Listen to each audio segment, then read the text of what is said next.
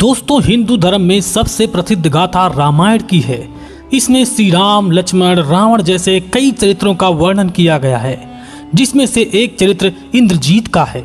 यह एक ऐसा योद्धा था जिसके पास तीनों देवों ब्रह्मा, विष्णु तथा स्वयं भगवान शिव से वरदान प्राप्त थे और उनकी मायावी शक्तियां भी इसके पास थीं। अपनी मायावी शक्ति और देवताओं से मिले वरदान से वो आकाश में अदृश्य होकर लक्ष्मण पर एक अमोघ शक्ति का प्रयोग कर देता है। आकाश मार्ग से सीधे लक्ष्मण जी के पीठ में आ लगती है उसकी एक विशेष शक्ति, और जिससे लक्ष्मण जी वहीं पर मूर्छित होकर जमीन पर गिर जाते हैं। ये देखकर मेघनाद लक्ष्मण जी के मूर्छित शरीर को अपने पिता को दिखाने के लिए लंका ले जाने की कोशिश करता है, लेकिन मेघनाद सहित उसकी पूरी सेना लक्ष्मण जी को उठा नहीं पाती है। आखिर क्यों मेघनाद लक्ष्मण जी के मृतक शरीर को उठा नहीं पाता है? दोस्तों, आज के वीडियो में इसी बात को मिलकर जानेंगे कि आखिर लक्ष्मण जी के पास ऐसी कौन सी शक्ति थी जिसकी वजह से मेघनाद उन्हें उठा नहीं पाया। वीडियो को शुरू करने से पहले अगर आप हमारे चैनल पर नए हैं और अगली बार फिर अच्छे वीडियो को देखना चाहते हैं तो कृपया हमारे चैनल को सब्सक्राइब करके वीडियो को लाइक करना बिल्कुल भी मत भूलिएगा। साथ में जय श्री राम कमेंट करना बिल्कुल भी मत भूलिएगा। भगवान श्री राम की कृपा आपके समस्त घर परिवार पर सदैव बनी रहेगी।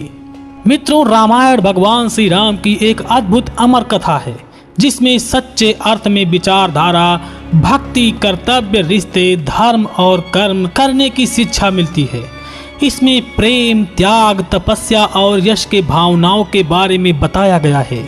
इसमें रिश्तों की मर्यादा को निभाते हुए एक पुत्र अपने पिता के हट के आगे झुक जाता है, जबकि वह जानता है अगर ऐसा करेगा तो वह मारा जाएगा, और फिर वह रणभूमि में आ जाता है।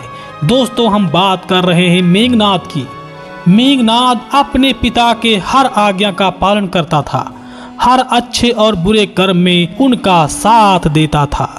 लेकिन जब उसे ये पता लग जाता है कि श्री राम स्वयं नारायण के अवतार भगवान विष्णु हैं, तो नारायण से युद्ध करना स्वयं के विनाश को निमंत्रण देना होता है। तब इंद्रजीत ने अपने पिता लंकेश को समझाने का बहुत प्रयास किया, किंतु रावण अपने घमंड के आगे इतना चूर था कि उसे अपना पुत्र भी कायर लगने लगा।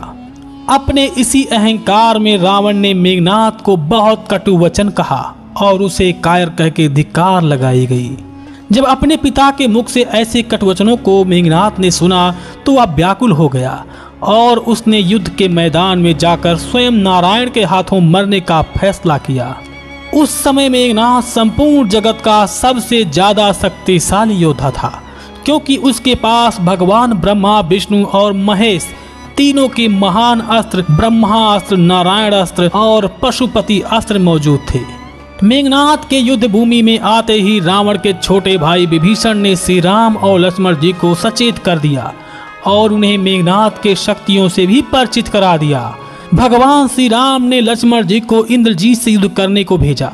इंद्रजीत अपने मायावी रथ को अपने इच्छा अनुसार कहीं भी आकाश और पृथ्वी पर ले जा सकता था और किसी भी दिशा में आक्रमण कर सकता था।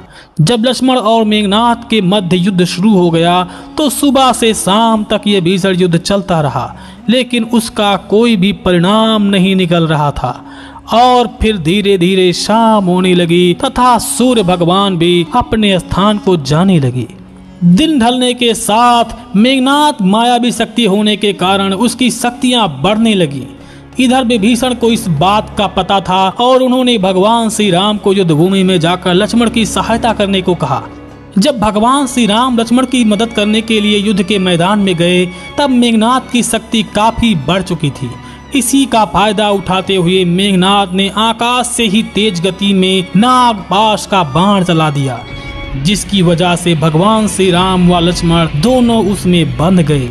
इसके कुछ समय बाद दोनों मूर्छित होकर धीरे धीरे मृत्यु के ग्रास बनने लगे। इस अस्त्र को स्वयं भगवान ब्रह्मा ने बनाया था, जो किसी पर छोड़ने के बाद उनके प्राण लेकर ही छोड़ता है।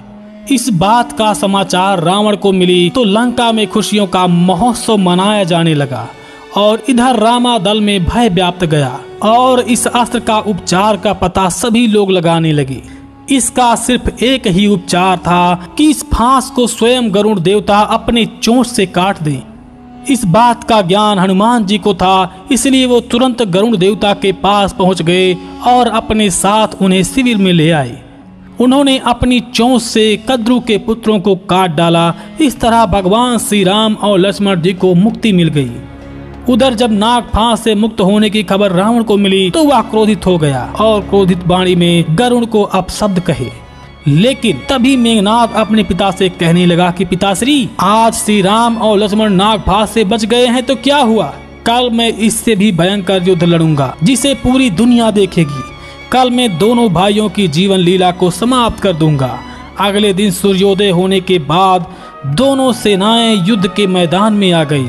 नाग फांस में बांधने के कारण मेघनाद का उत्साह बहुत ज्यादा बढ़ गया था, इसलिए वो मेघों की तरह गरजता हुआ रणभूमि में आ गया और श्री राम लक्ष्मण को ललकारते हुए कहने लगा, अभी तक नाग फांस के घाव भरे नहीं और दोनों भाई कहीं जाकर छुप गए हो। मेघनाद की ललकार को सुनकर लक्ष्मण जी आवेश में आ गए और प्रभु श्री राम से युद्ध में जाने की आज्ञा मांगने लगे। तब प्रभु श्री राम ने परामर्श देकर युद्ध में जाने की आज्ञा दे दिया। तब लक्ष्मण और मेघनाद आमने सामने हो गए और दोनों में युद्ध शुरू हो गया। दोनों योद्धाओं के बीच लंबे समय तक युद्ध चलता रहा, लेकिन इसका कोई परिणाम निकल नहीं रहा था। फिर धीरे धीरे संध्या होने लगी और हमेशा की तरह मेघनाद ने अपनी मायावी विद्या का प्रयोग शुरू कर दिया। इसके बाद मेघनाद अपनी मायावी शक्तियों से अलग अलग दिशाओं से लक्ष्मण पर बाणों की बरसात करने लगा। जैसे लक्ष्मण जी विचलित हो जाते हैं, लक्ष्मण जी के विचलित होते ही मेघनाद आकाश में गया और वहां से घात लगाकर वीर घातनी अमोघ शक्ति का प्रयोग किया। मेघनाद द्वारा चलाई गई वो अमोघ शक्ति इतनी ज्यादा तेज थी कि यह किसी के रोके भी नहीं रुकी और लक्ष्मण जी के पीठ में आघात कर दिया और लक्ष्मण जी शक्तिहीन होकर जमीन पर गिर पड़े। जब मेघनाद ने इस दृश्य को देखा तो वह अति प्रसन्न होकर जोर जोर से हंसने लगा। वो सोचने लगा उसने लक्ष्मण जी का वध कर दिया है और वह लक्ष्मण जी के मृत शरीर को अपने पिता को दिखाने के लिए उसके पास गया। मेघनाद ने अपने सैनिकों को आदेश दिया कि वो लक्ष्मण जी के शव को उठाकर लंका ले जाएं। आदेश सुनकर सैनिक लक्ष्मण जी के शरीर को उठा नहीं पाए। ये देखकर मेघनाद स्वयं उनके शरीर को उठाने लगा। अपने शक्ति को लगाने के बाद भी लक्ष्मण जी को उठा नहीं पाया। दोस्तों, रामायण में बहुत स्पष्ट लिखा है कि लक्ष्मण जी शेषनाग के अवतार थे, जिनके फन पर ही पूरी धरती रुकी हुई है। शेषनाग अपने शरीर से इतने विशाल हैं कि जिनका वजन उठा पाना संभव नहीं है। जब लक्ष्मण मूर्छित होकर जमीन पर गिर पड़े तो उनके शरीर का पूरा वजन जमीन पर आ गया, जिसे उठाना मेघनाद के लिए संभव नहीं था। इतने में वहां स्वयं हनुमान जी आ गए और मेघनाद को अपने पैरों से मारकर हवा में उछाल देते हैं। इसके बाद मूर्छित लक्ष्मण को वो अपने कंधे पर उठाकर वायु मार्ग से युद्ध भूमि से दूर शिविर में ले आए। लक्ष्मण जी के मूर्छित होने पर श्री राम जी दौड़कर आए और सामान्य मानव की तरह विलाप करने लगे और फिर रोते हुए हनुमान जी से पूछते हैं कि क्या हुआ मेरे लक्ष्मण को। तब हनुमान जी ने बताया कि मेघनाद ने छुपकर अपनी मायावी शक्तियों का प्रयोग किया है, जिससे ये मूर्छित हो गए हैं। इसके बाद प्रभु श्री राम ने पूछा कि दुनिया में ऐसी कौन सी शक्ति है जो मेरे वीर लक्ष्मण को मूर्छित कर सकती है। तब विभीषण जी ने उनके प्रश्न का उत्तर देते हुए कहा, मेघनाद ने वीर घातनी शक्ति का प्रयोग किया है और इस शक्ति के वार से कोई भी योद्धा बच नहीं पाता है। लेकिन तभी विभीषण ने यह भी बताया कि लंका में राज वैद्य सुषेण जी हैं जो हमारी सहायता कर सकते हैं, लेकिन उन्हें लंका से लाना असंभव है। विभीषण की बातों को सुनकर हनुमान जी ने कहा कि असंभव को संभव बनाना हनुमान का काम है। कृपा कर आप वैद्य सुषेण का पता बता दीजिए। विभीषण के पता बताने पर हनुमान जी लंका में सूक्ष्म रूप धरकर प्रवेश कर जाते हैं और वे एक गुप्तचर के प्रकार वैद्य सुषेण के मकान के पास पहुंच गए। इसके बाद हनुमान जी ने एक विराट रूप रखकर सुषेण वैद्य के मकान सहित सुषेण वैद्य को श्री राम के सामने ले आए। इस बात से नाराज होकर वैद्य सुषेण ने हनुमान जी से कहा, मैं आपकी कोई सहायता नहीं कर सकता हूँ। मैं महाराज रावण का राज वैद्य हूँ और ये मेरे देशभक्ति के खिलाफ है। आप मेरे राजा के शत्रु हैं, इसलिए मेरा धर्म यही कहता है कि मुझे अपने राजा के शत्रु की सहायता नहीं करनी चाहिए। इस तरह वैद्य सुसेन ने लक्ष्मण जी का इलाज करने से मना कर दिया। तब श्री राम और विभीषण जी ने वैद्य सुसेन को उनका वैद्य का धर्म का उपदेश दिया और उनसे कहा कि आपका एक ही धर्म है कि आप अपने रोगी का इलाज करें, उनके प्राण बचाएं। उनकी बातों को सुनकर सुसेन वैद्य उनके उपचार करने के लिए तैयार हो गए। इसके बाद वे लक्ष्मण जी के मूर्छित शरीर की जांच करने लगे और बताया कि शरीर में प्राण अभी बाकी हैं, लेकिन अगर सूर्योदय से पहले इलाज नहीं हो सका तो इनका प्राण बचाना असंभव है। और वैद्यराज ने उन्हें ये भी बताया कि उनके पास वो औषधि नहीं है जिससे वो लक्ष्मण जी के प्राण बचा सके।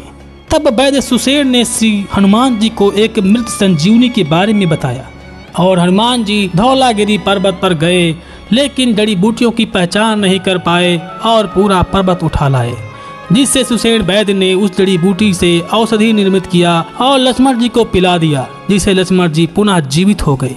तो दोस्तों, आपने जाना कि लक्ष्मण जी आखिर कौन सी शक्ति उनके पास थी जिससे स्वयं उनको मेघनाद उठा नहीं पाया। अगर आपको यह वीडियो पसंद आया हो तो हमारे वीडियो को लाइक शेयर करके हमारे चैनल को सब्सक्राइब करें और साथ में जय श्री राम कमेंट करना बिल्कुल भी मत भूलिएगा। भगवान श्री राम की कृपा आपके समस्त घर परिवार पर सदैव बनी रहेगी। जय श्री राम।